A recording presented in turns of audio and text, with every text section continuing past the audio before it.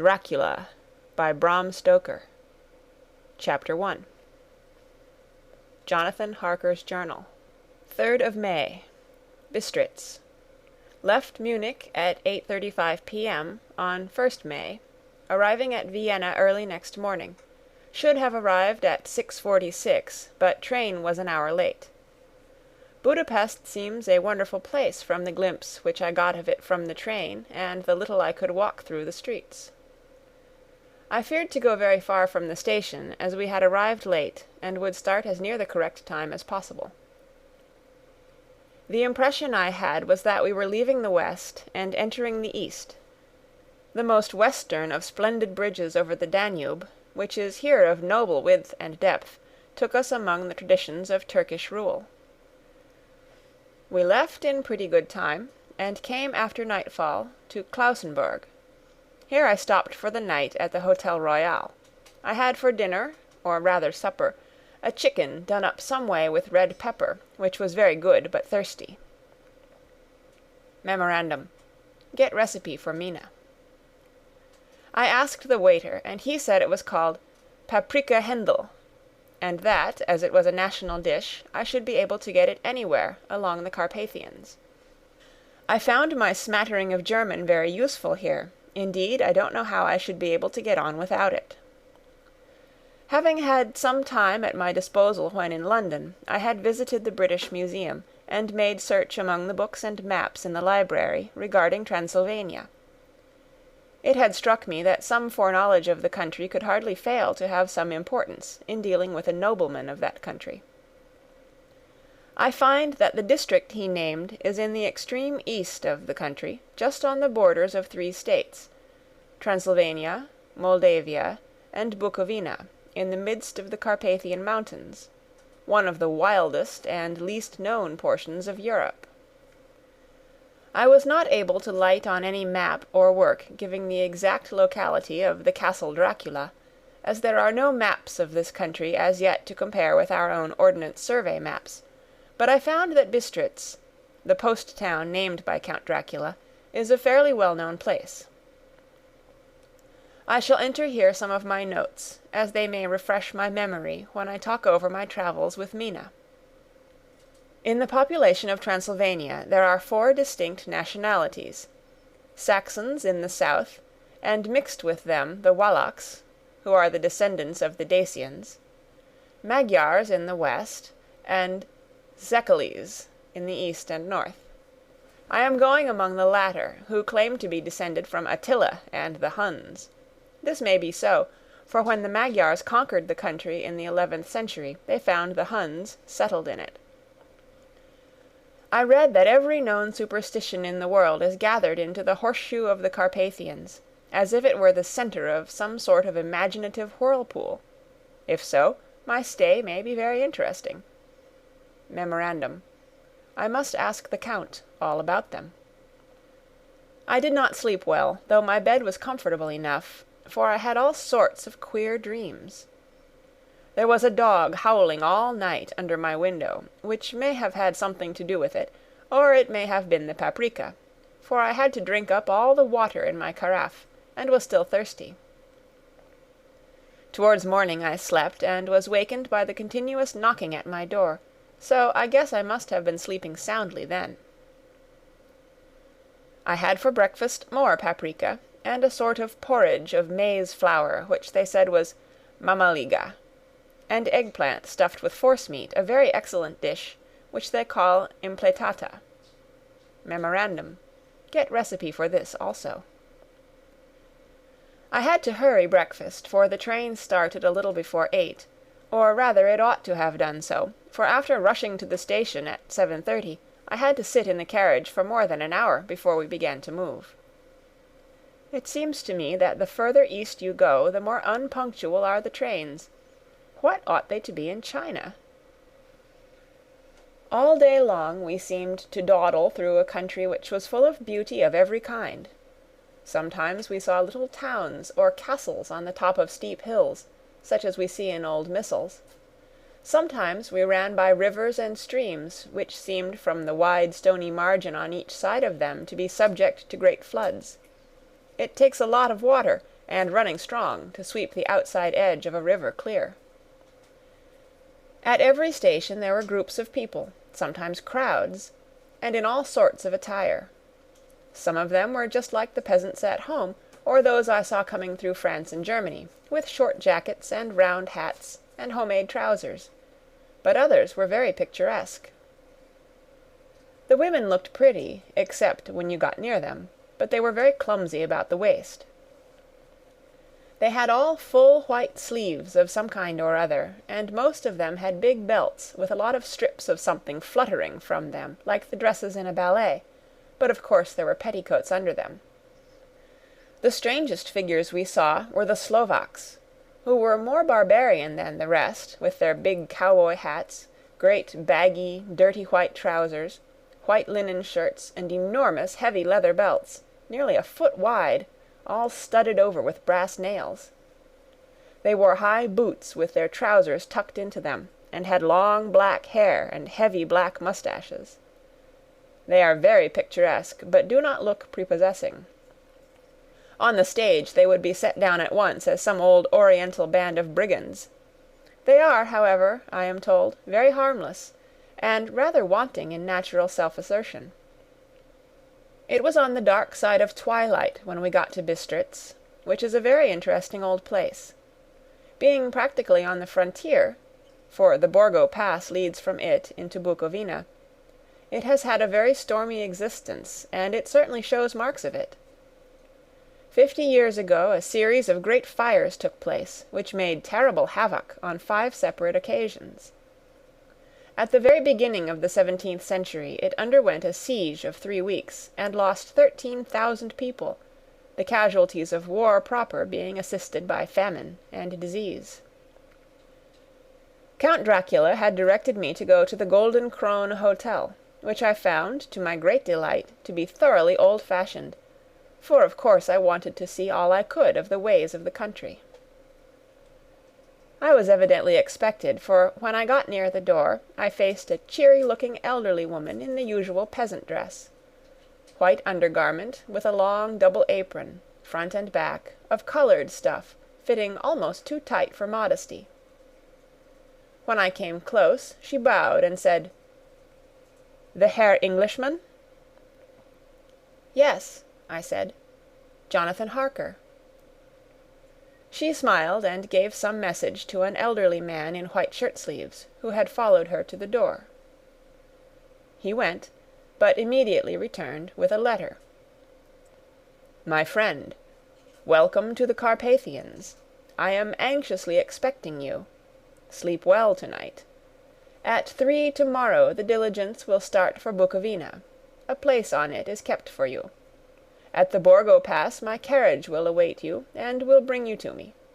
I trust that your journey from London has been a happy one, and that you will enjoy your stay in my beautiful land. Your friend, Dracula.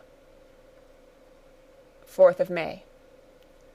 I found that my landlord had got a letter from the Count, directing him to secure the best place on the coach for me, but on making inquiries as to details he seemed somewhat reticent, and pretended that he could not understand my German. This could not be true, because up to then he had understood it perfectly. At least he answered my questions exactly as if he did. He and his wife, the old lady who had received me, looked at each other in a frightened sort of way. He mumbled out that the money had been sent in a letter, and that was all he knew. When I asked him if he knew Count Dracula, and could tell me anything of his castle, both he and his wife crossed themselves, and, saying that they knew nothing at all, simply refused to speak further. It was so near the time of starting that I had no time to ask anyone else, for it was all very mysterious, and not by any means comforting. Just before I was leaving, an old lady came up to my room, and said in a hysterical way, "Must you go? Oh, young Herr, must you go?" She was in such an excited state that she seemed to have lost her grip of what German she knew, and mixed it all up with some other language which I did not know at all. I was just able to follow her by asking many questions. When I told her that I must go at once, and that I was engaged on important business, she asked again, "Do you know what day it is?" I answered that it was the 4th of May. She shook her head as she said again, "Oh, yes, I know that. But do you know what day it is?" On my saying that I did not understand, she went on.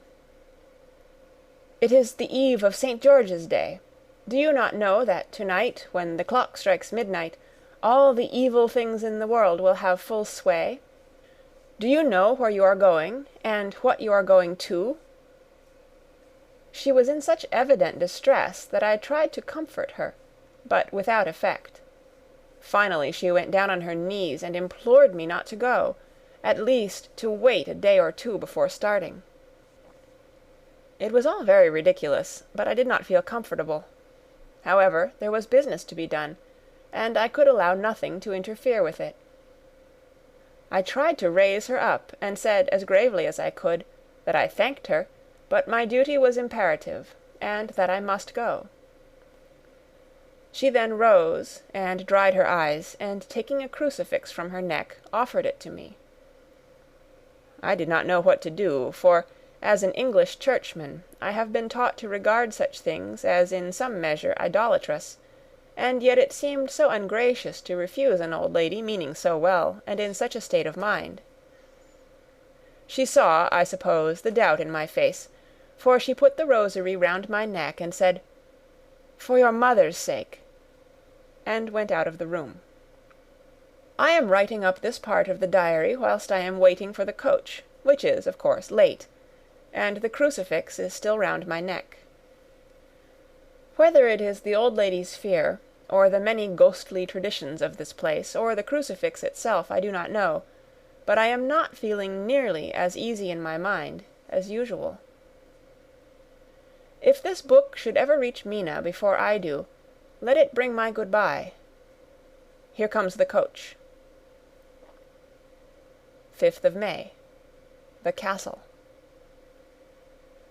The grey of the morning has passed, and the sun is high over the distant horizon, which seems jagged, whether with trees or hills I know not, for it is so far off that big things and little are mixed. I am not sleepy, and, as I am not to be called till I awake, naturally I write till sleep comes. There are many odd things to put down, and, lest who reads them may fancy that I dined too well before I left Bistritz, let me put down my dinner exactly. I dined on what they called robber steak, bits of bacon, onion, and beef, seasoned with red pepper and strung on sticks, and roasted over the fire in simple style of the London cat's meat. The wine was golden Mediasch, which produces a queer sting on the tongue, which is, however, not disagreeable. I had only a couple of glasses of this, and nothing else. When I got on the coach, the driver had not taken his seat, and I saw him talking to the landlady. They were evidently talking of me, for every now and then they looked at me, and some of the people who were sitting on the bench outside the door came and listened, and then looked at me, most of them pityingly. I could hear a lot of words often repeated, queer words, for there were many nationalities in the crowd, so I quietly got my polyglot dictionary from my bag and looked them out.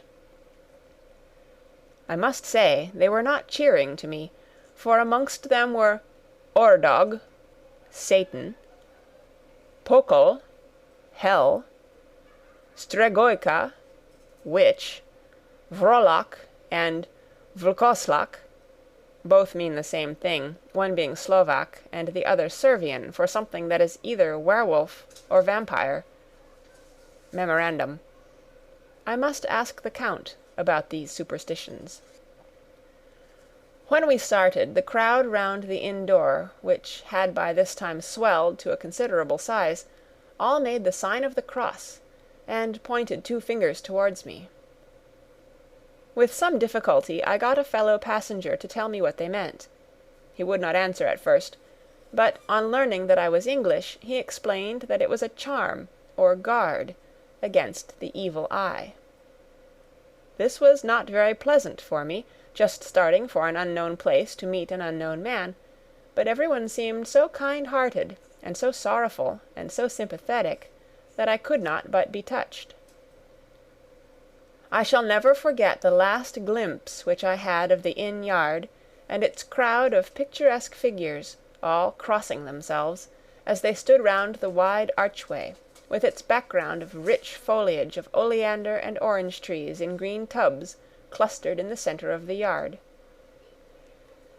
Then our driver, whose wide linen drawers covered the whole front of the box-seat, Gotza they call them, cracked his big whip over his 4 small horses, which ran abreast, and we set off on our journey. I soon lost sight and recollection of ghostly fears in the beauty of the scene as we drove along, although had I known the language, or rather languages, which my fellow passengers were speaking, I might not have been able to throw them off so easily. Before us lay a green sloping land full of forests and woods, with here and there steep hills, crowned with clumps of trees or with farmhouses, the blank gable end to the road. There was everywhere a bewildering mass of fruit blossom, apple, plum, pear, cherry. And as we drove by I could see the green grass under the trees, spangled with the fallen petals.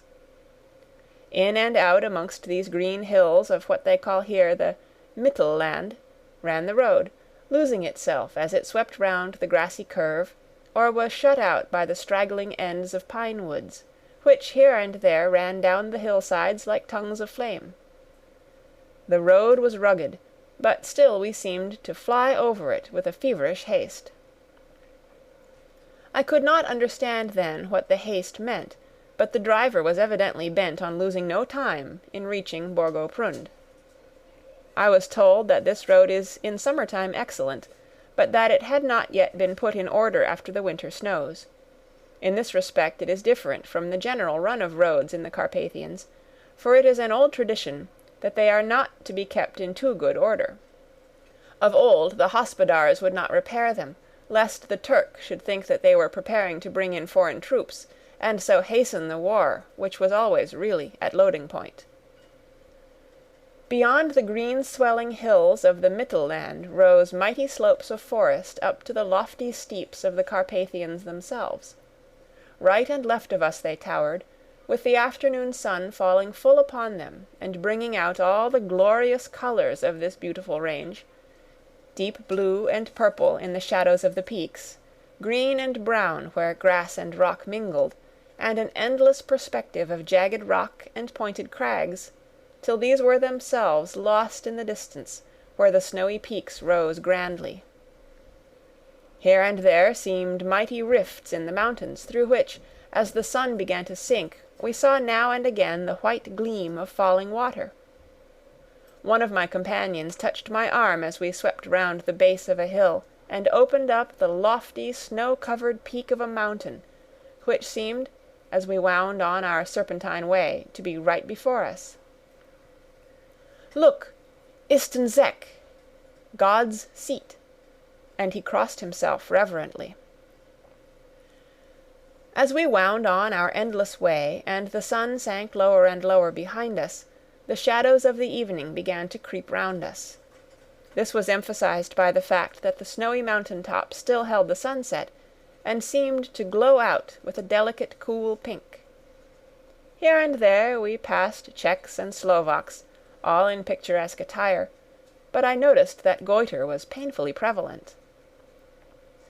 By the roadside were many crosses, and as we swept by my companions all crossed themselves. Here and there was a peasant man or a woman, kneeling before a shrine, who did not even turn round as we approached, but seemed in the self-surrender of devotion to have neither eyes nor ears for the outer world. There were many things new to me. For instance, hay-ricks in the trees, and here and there very beautiful masses of weeping birch, their white stems shining like silver through the delicate green of the leaves. Now and again we passed a Leiterwagen, the ordinary peasant's cart, with its long, snake-like vertebra, calculated to suit the inequalities of the road. On this were sure to be seated quite a group of home-coming peasants, the Czechs with their white, and the Slovaks with their collared sheepskins, the latter carrying lance-fashion their long staves, with axe at end. As the evening fell it began to get very cold, and the growing twilight seemed to merge into one dark mistiness with gloom of the trees, oak, beech, and pine, though in the valleys which ran deep between the spurs of the hills, as we ascended through the pass, the dark firs stood out here and there against the background of late-lying snow. Sometimes, as the road was cut through the pine woods that seemed in the darkness to be closing down upon us, great masses of greyness, which here and there bestrewed the trees, produced a peculiarly weird and solemn effect, which carried on the thoughts and grim fancies engendered earlier in the evening, when the falling sunset threw into strange relief the ghost-like clouds, which amongst the Carpathians seemed to wind ceaselessly through the valleys. Sometimes the hills were so steep that, despite our driver's haste, the horses could only go slowly. I wished to get down and walk up them as we do at home, but the driver would not hear of it. "No, no," he said, "you must not walk here. The dogs are too fierce." And then he added, with what he evidently meant for grim pleasantry, for he looked round to catch the approving smile of the rest, "And you may have enough of such matters before you go to sleep." The only stop he would make was a moment's pause to light his lamps. When it grew dark there seemed to be some excitement amongst the passengers, and they kept speaking to him, one after the other, as though urging him to further speed. He lashed the horses unmercifully with his long whip, and with wild cries of encouragement urged them on to further exertions. Then through the darkness I could see a sort of patch of grey light ahead of us, as though there were a cleft in the hills. The excitement of the passengers grew greater. The crazy coach rocked on its great leather springs, and swayed like a boat tossed on a stormy sea. I had to hold on. The road grew more level, and we appeared to fly along. Then the mountains seemed to come nearer to us on each side, and to frown down upon us. We were entering on the Borgo Pass. One by one several of the passengers offered me gifts, which they pressed upon me with an earnestness which would take no denial. These were certainly of an odd and varied kind, but each was given in simple good faith, with a kindly word and a blessing, and that same strange mixture of fear-meaning movements which I had seen outside the hole at Bistritz, the sign of the cross, and the guard against the evil eye. Then, as we flew along, the driver leaned forward, and on each side the passengers, craning over the edge of the coach, peered eagerly into the darkness. It was evident that something very exciting was either happening or expected, but though I asked each passenger, no one would give me the slightest explanation. This state of excitement kept on for some little time, and at last we saw before us the pass opening out on the eastern side. There were dark rolling clouds overhead, and in the air the heavy, oppressive sense of thunder. It seemed as though the mountain range had separated two atmospheres, and that now we had got into the thunderous one. I was now myself looking out for the conveyance which was to take me to the Count. Each moment I expected to see the glare of lamps through the blackness, but all was dark. The only light was the flickering rays of our own lamps, in which the steam from our hard-driven horses rose in a white cloud. We could see now the sandy road lying white before us, but there was on it no sign of a vehicle.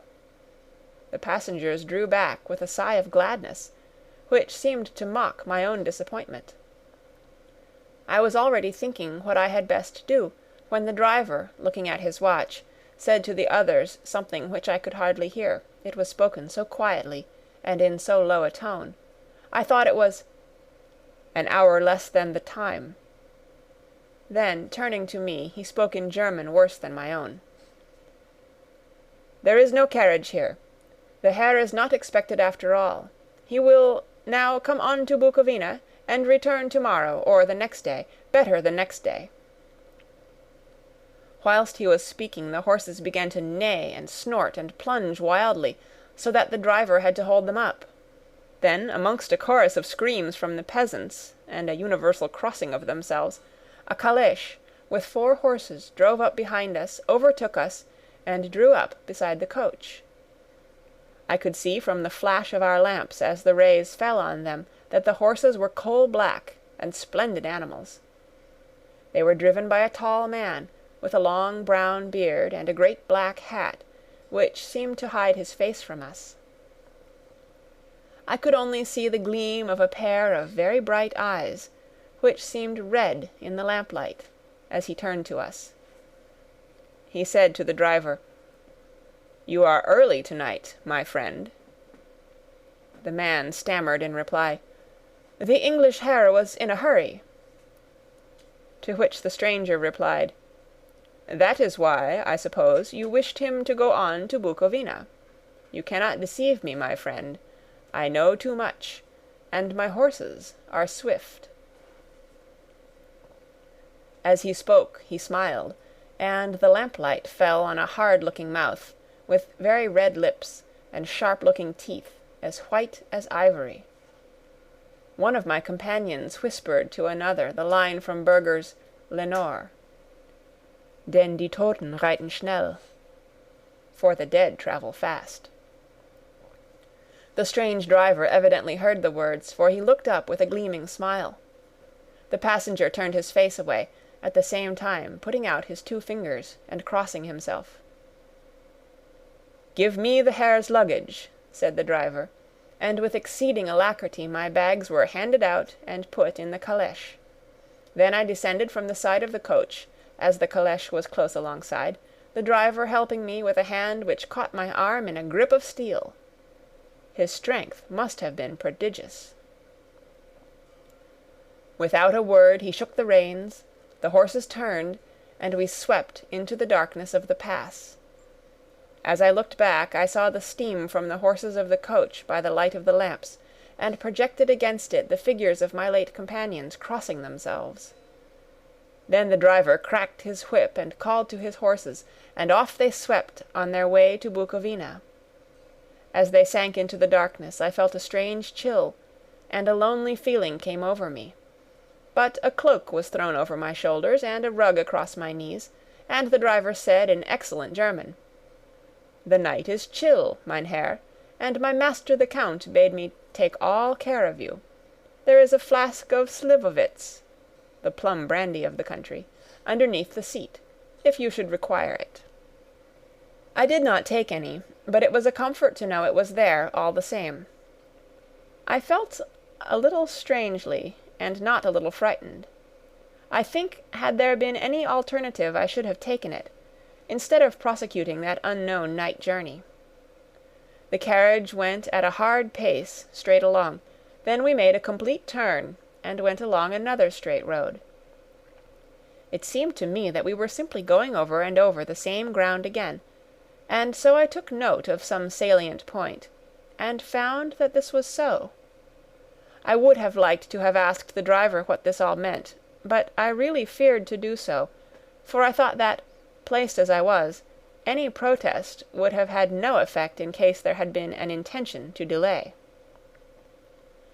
By and by, however, as I was curious to know how time was passing, I struck a match, and by its flame looked at my watch. It was within a few minutes of midnight. This gave me a sort of shock, for I suppose the general superstition about midnight was increased by my recent experiences.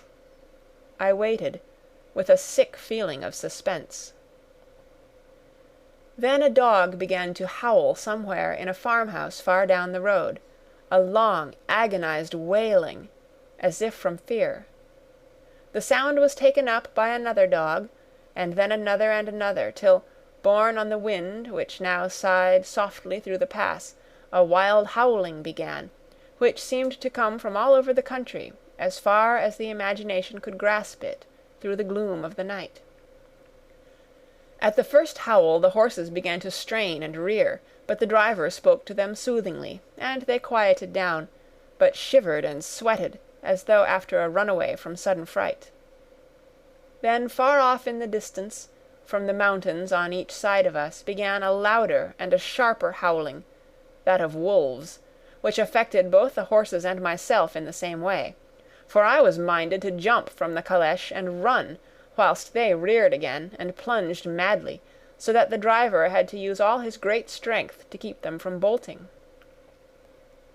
In a few minutes, however, my own ears got accustomed to the sound, and the horses so far became quiet that the driver was able to descend, and to stand before them.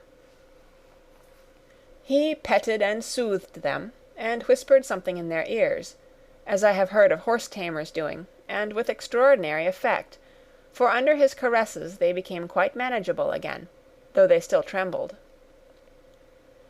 The driver again took his seat, and shaking his reins, started off at a great pace. This time, after going to the far side of the pass, he suddenly turned down a narrow roadway which ran sharply to the right. Soon we were hemmed in with trees, which in places arched right over the roadway till we passed as through a tunnel. And again great frowning rocks guarded us boldly on either side. Though we were in shelter, we could hear the rising wind, for it moaned and whistled through the rocks, and the branches of the trees crashed together as we swept along. It grew colder and colder still, and fine powdery snow began to fall, so that soon we and all around us were covered with a white blanket. The keen wind still carried the howling of the dogs, though this grew fainter as we went on our way. The baying of the wolves sounded nearer and nearer, as though they were closing round on us from every side. I grew dreadfully afraid, and the horses shared my fear. The driver, however, was not in the least disturbed. He kept turning his head to left and right, but I could not see anything through the darkness. Suddenly, away on our left, I saw a faint, flickering blue flame. The driver saw it at the same moment. He at once checked the horses, and, jumping to the ground, disappeared into the darkness. I did not know what to do, the less as the howling of the wolves grew closer, but while I wondered, the driver suddenly reappeared again, and without a word took his seat, and we resumed our journey. I think I must have fallen asleep and kept dreaming of the incident, for it seemed to be repeated endlessly, and now looking back it is like a sort of awful nightmare. Once the flame appeared so near the road that even in the darkness around us I could watch the driver's motions. He went rapidly to where the blue flame arose. It must have been very faint, for it did not seem to illumine the place around it at all, and, gathering a few stones, formed them into some device. Once there appeared a strange optical effect. When he stood between me and the flame he did not obstruct it, for I could see its ghostly flicker all the same. This startled me, but as the effect was only momentary, I took it that my eyes deceived me straining through the darkness. Then for a time there were no blue flames, and we sped onwards through the gloom, with the howling of the wolves around us, as though they were following in a moving circle. At last there came a time when the driver went further afield than he had yet gone, and during his absence the horses began to tremble worse than ever, and to snort and scream with fright. I could not see any cause for it, for the howling of the wolves had ceased altogether. But just then the moon, sailing through the black clouds, appeared behind the jagged crest of a beetling, pine-clad rock, and by its light I saw around us a ring of wolves, with white teeth and lolling red tongues, with long sinewy limbs and shaggy hair. They were 100 times more terrible in the grim silence which held them than even when they howled. For myself I felt a sort of paralysis of fear. It is only when a man feels himself face to face with such horrors that he can understand their true import. All at once the wolves began to howl as though the moonlight had had some peculiar effect on them. The horses jumped about and reared, and looked helplessly round with eyes that rolled in a way painful to see. But the living ring of terror encompassed them on every side, and they had perforce to remain within it. I called to the coachman to come, for it seemed to me that our only chance was to try to break out through the ring, and to aid his approach I shouted and beat the side of the calèche, hoping by the noise to scare the wolves from the side so as to give him a chance of reaching the trap. How he came there I know not, but I heard his voice raised in a tone of imperious command, and, looking towards the sound, saw him stand in the roadway. As he swept his long arms, as though brushing aside some impalpable obstacle, the wolves fell back, and back further still. Just then a heavy cloud passed across the face of the moon, so that we were again in darkness. When I could see again, the driver was climbing into the calèche, and the wolves disappeared. This was all so strange and uncanny that a dreadful fear came upon me, and I was afraid to speak or move. The time seemed interminable as we swept on our way, now in almost complete darkness, for the rolling clouds obscured the moon. We kept on ascending, with occasional periods of quick descent, but in the main always ascending. Suddenly I became conscious of the fact that the driver was in the act of pulling up the horses in the courtyard of a vast ruined castle, from whose tall black windows came no ray of light, and whose broken battlements showed a jagged line against the sky. End of chapter 1. Recorded on November 2nd, 2005, in Oceanside, California.